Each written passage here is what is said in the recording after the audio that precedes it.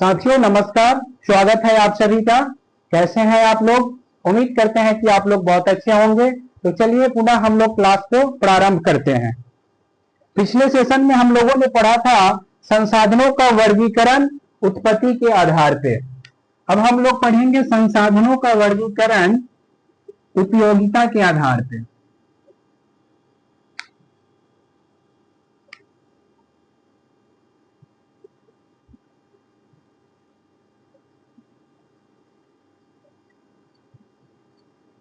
संसाधनों का वर्गीकरण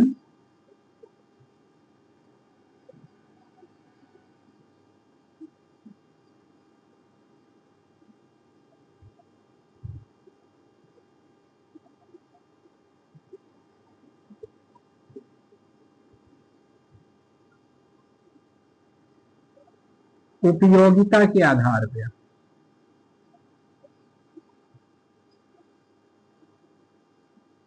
संसाधनों का वर्गीकरण उसके उपयोगिता के आधार पे।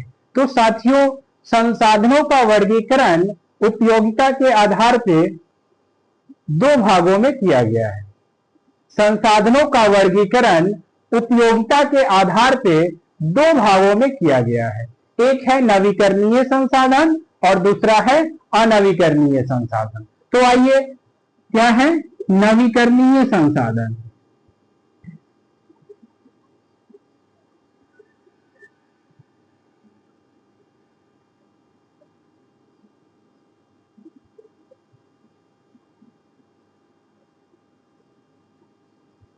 और दूसरा क्या है?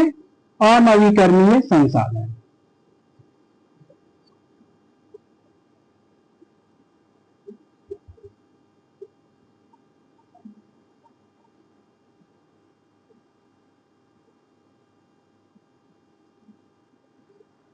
साथियों, उपयोगिता के आधार से संसाधन को दो भागों में बांटा गया है। एक है नवीकरणीय संसाधन और दूसरा है अनवीकरणीय संसाधन। तो आइए हम लोग इनको समझते हैं कि ये नवीकरणीय संसाधन क्या होते हैं और अनवीकरणीय संसाधन क्या होते हैं। तो साथियों, एक बात आप लोग ध्यान से समझिएगा कि नवीकरणीय संसाधन वे संसाधन होते हैं जो प्रकृति द्वारा अल्प समय में उत्पन्न या प्राप्त किए जाते हो। प्रकृति द्वारा अल्प समय में उत्पन्न या प्राप्त किए जाते हो, वैसे संसाधन को साथियों नवीकरणीय संसाधन कहते हैं। क्या कहते हैं? नवीकरणीय संसाधन कहते हैं। तो नवीकरणीय संसाधन का कुछ एग्जाम्पल्स लेकर के अगर हम लोग समझे तो बेहतर होगा। आइए हम लोग कुछ नवीकरणीय एग्जाम्पल्स का उदाहरण प्रस्तुत करते हैं। तो नवीकरणीय एग्जाम्पल्स का कुछ उदाहरण क्या हो जाएगा साथियों? सौर ऊर्जा। सौर ऊर्जा का नाम आप लोग सुने होंगे। क्या होता है सौर ऊर्जा? पवन ऊर्जा।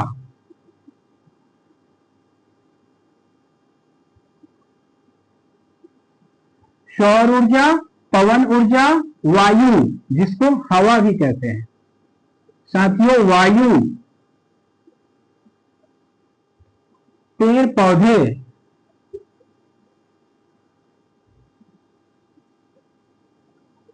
इत्यादि, ये सभी के सभी क्या है?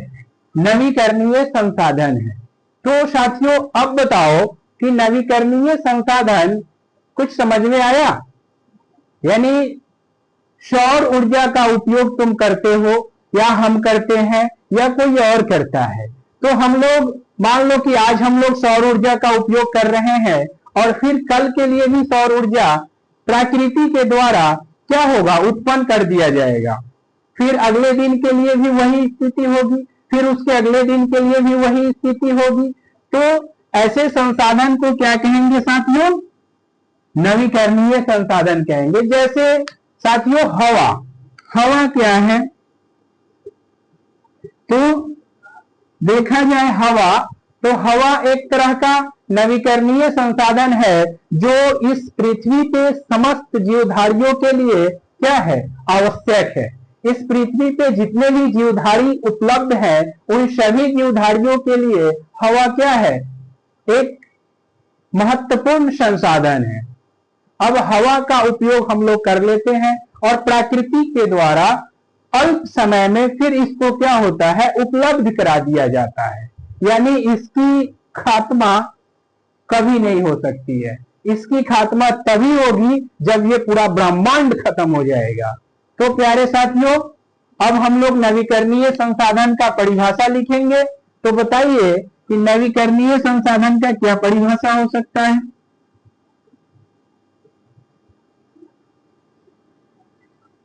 वे संसाधन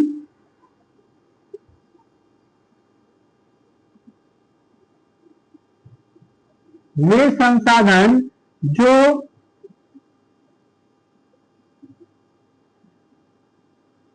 प्रकृति के द्वारा, वे संसाधन जो प्रकृति के द्वारा पुनः, वे संसाधन जो प्रकृति के द्वारा पुनः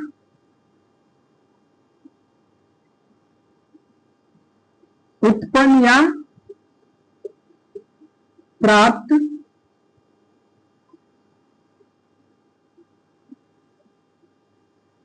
कराए जाते हो,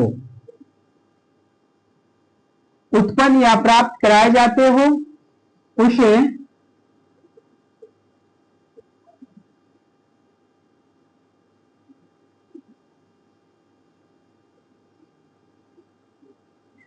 नवीकरणीय संसाधन कहते हैं।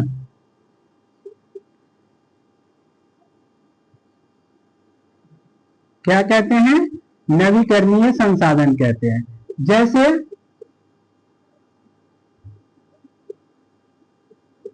सौर ऊर्जा,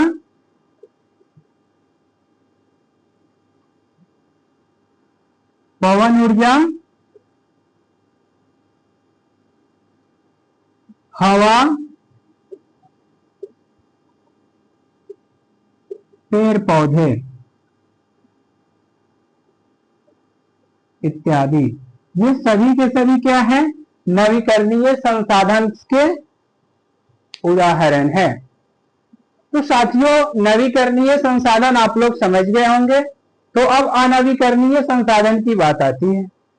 अनवीकरणीय संसाधन वैसे संसाधन को बोलेंगे जिसको प्रकृति द्वारा अल्प समय में नहीं प्राप्त कराया गया हो या नहीं प्राप्त कराया जाता हो।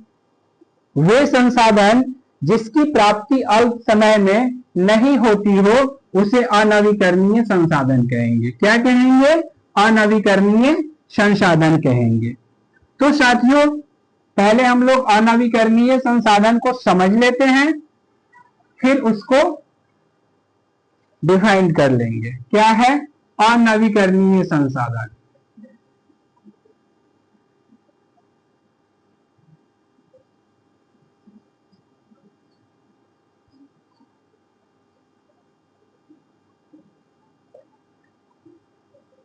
तो अनवीकरणीय संसाधन में साथियों क्या होता है कि अनवीकरणीय संसाधन का उपयोग हम लोग करें और उसकी प्राप्ति लाखों, करोड़ों, मिलियनों वर्ष बाद होती है। तो बताओ कि मिलियन वर्ष तक कौन जिंदा रहेगा उस संसाधन को दोबारा देखने के लिए?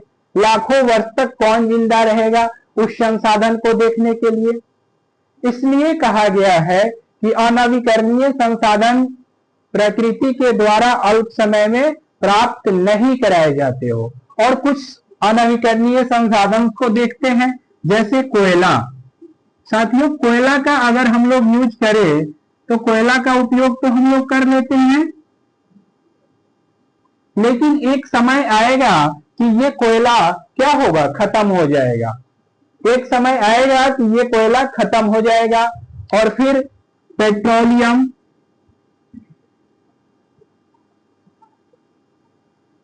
पेट्रोलियम का यूज हम लोग कर लेंगे और एक समय आएगा कि ये पेट्रोलियम भी खत्म हो जाएगा। तो प्यारे साथियों, अब इन कोयला और पेट्रोलियम को बनने में लाखों, मिलियनों, करोड़ों वर्ष लग जाते हैं।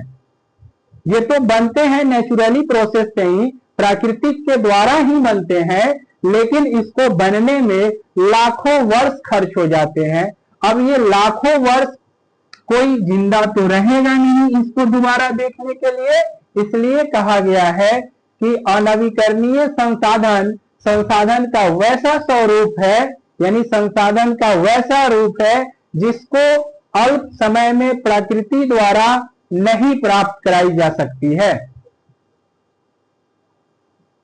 चलिए आइए हम लोग अब इसका परिभाषा लिखते हैं। आप लोग उम्मीद करते हैं कि अनवीकरणीय संसाधन भी समझ गए होंगे।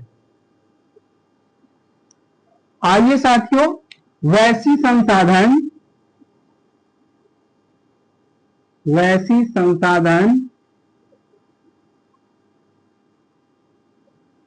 वैसी संसाधन जिसकी प्राप्ति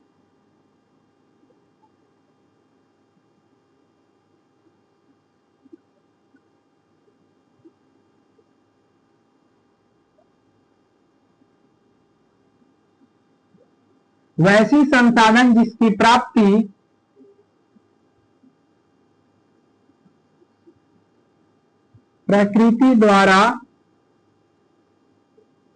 अल्प समय में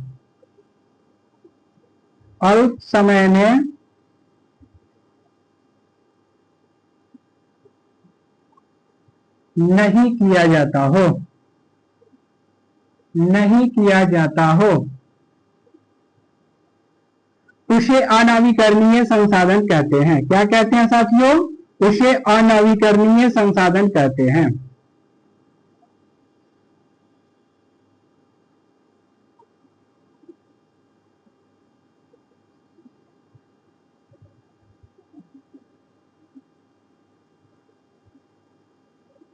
उसे अनवीकरणीय संसाधन कहते हैं। जैसे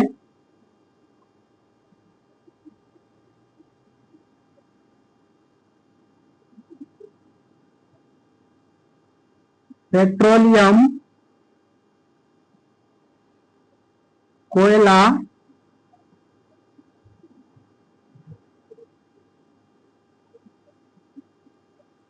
खनिज आदि।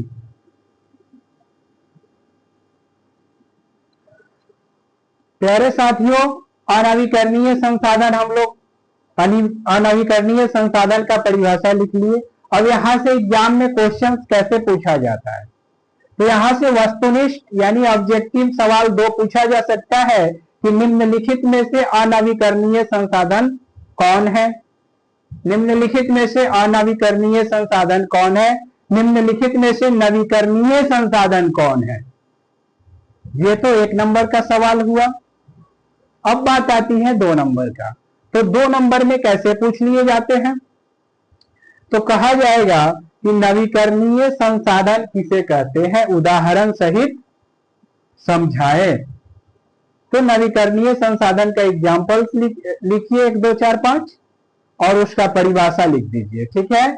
और फिर दूसरा क्वेश्चन होगा कि अनवीकरणीय किसे कहते हैं, तो अनवीकरणीय का परिभाषा लिखिए और 2 4 5 एग्जाम्पल्स लिख दीजिए। तो साथियों, उम्मीद करते हैं कि आज का सेशन आप लोगों को समझ में आया होगा। आज हम लोग उत्पत्ति के आधार पे संसाधन का वर्गीकरण किए और अगले सेशन में हम लोग स्वामित्व के आधार पे संसाधन का वर्गीकरण करेंगे।